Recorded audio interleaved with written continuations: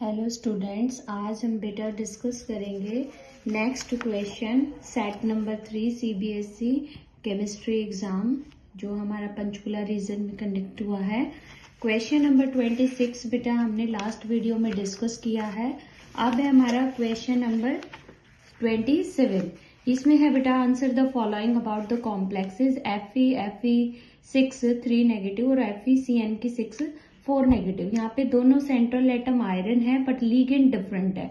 आपको इनकी हाइब्रिडाइजेशन बतानी है इन्वॉल्व इन ईच केस और which of them is the outer orbital complex and which one is inner and compare the magnetic behaviour. तो हम पहले डिस्कस कर रहे हैं बेटा Fe6 3 नेगेटिव। इसमें क्या है बेटा, हम आयरन की ऑक्सीडेशन स्टेट निकालेंगे। इसके लिए हमने आयरन को माना X। फ्लोरीन एक लीगेंट है, इस पे 1 यूनिट नेगेटिव चार्ज होता है इंटू 6 एटम है इसके, और कॉम्प्लेक्स पे है -3 नेगेटिव चार्ज। तो हम इस -6 को इधर लेके जाएंगे प्लस का 6, तो X की वैल्यू कितनी आ जाती है +3, यानी कि सेंट्रल एटम के ऑक्सीडेशन स्टेट इस कॉम्प्लेक्स में +3 है।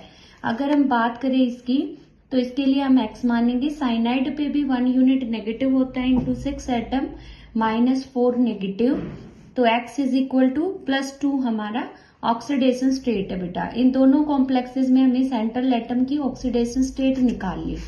अब हमें पता है आयरन का एटॉमिक नंबर आपको वैसे गिवन भी है क्वेश्चन में 26 है। तो इसकी इलेक्ट्रॉनिक कॉन्फ़िगरेशन क्या होगी, आर्गन 3d6 4s2। ये बेटा 4s2 है आपका।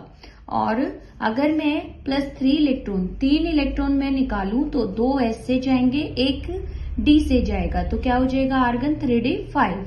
अगर मैं +2 करूं बेटा, +2 ऑक्सीडेशन स्टेट, यानी कि मैं टोटल कितने 2 इलेक्ट्रॉन निकालूं, तो मेरे पास कॉन्फ़िगरेशन आएगी 3d6।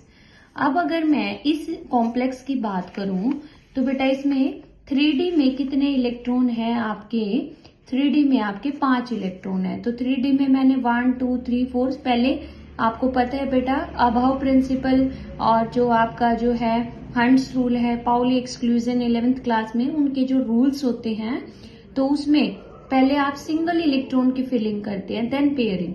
तो आपने ये कर दिया। उसके बाद S हमारा खाली है, P भी खाली है, D भी, क्योंकि मेरे पास S P D में कोई इलेक्ट्रॉन नहीं है, तो D में मेरे पास 5 इलेक्ट्रॉन है, मैंने फिल कर दिए।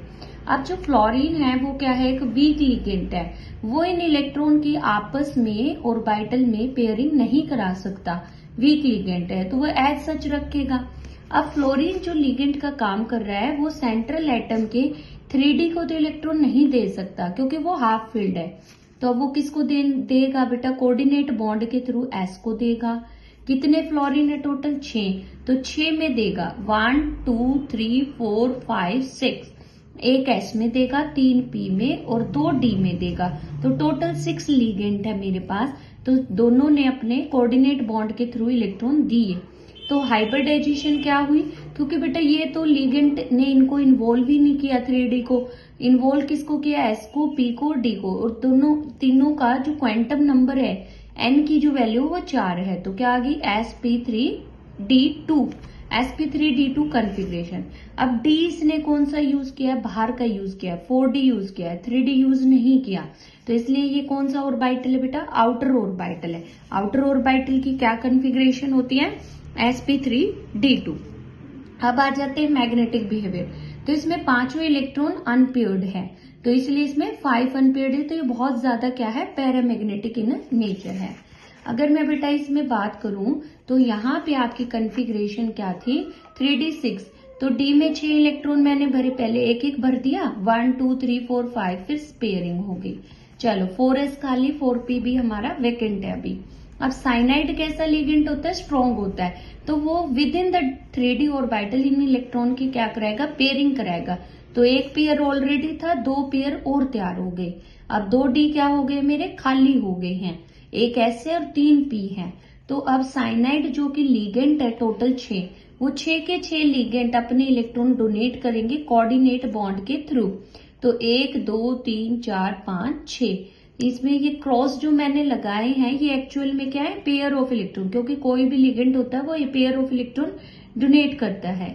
तो आपकी क्या कॉन्फ़िगरेशन हुआ, अब देखो 3D के 2D यूज हुए हैं, एक S का 3 pk, तो D2sp3 आएगी, हाइब्रिड है। अब D इसने कौन सा यूज किया, 3D यूज किया है, इसमें 4D था, 4D था तो ये आउटर था, अब इसने 3D यूज किया है तो this is inner orbital complex. यहाँ पे 6 के 6 इलेक्ट्रॉन पेयर्ड हो चुके हैं, कोई अनपेयर्ड नहीं है, तो इसलिए ये डायमैग्नेटिक है।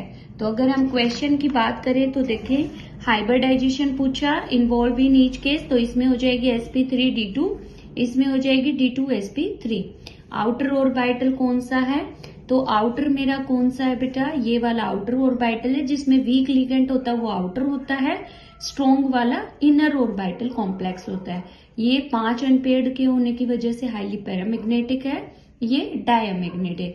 तो ये था बेटा हमारा क्वेश्चन नंबर 27 का फर्स्ट, जो हमारे और से जो है ऑप्शन में हमें क्वेश्चन दिया हुआ है। तो अगर आपको ये वीडियो अच्छी लगे तो आप वीडियो को लाइक करें, शेयर करें, चैनल को सब्सक्राइब करें। Thank you.